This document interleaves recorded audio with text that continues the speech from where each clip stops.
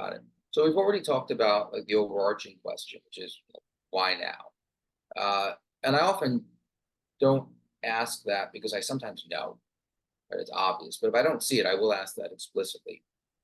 Beyond that, in the company, all the usual things, right? So um, startup's like a chain. It's not like a rope. And the reason I say that is a rope, if a couple of strands are frayed or broken, the rope will still hold. But a chain, if even one link is busted, chain's useless.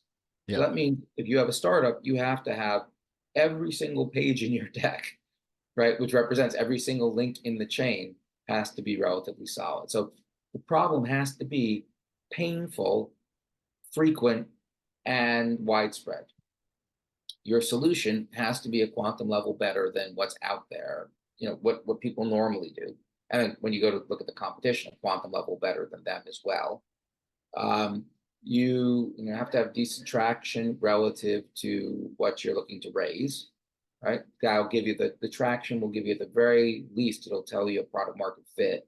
If you're further along, you're gonna want to tell me things about like your sales process, so I know that that's actually starting to click and get efficient. Right, so your traction slide has to carry its water as well.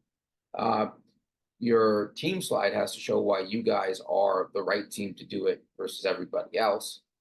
Your go to market has to be as original and interesting and an advantage and well thought out as the product itself, and so on and so forth, right?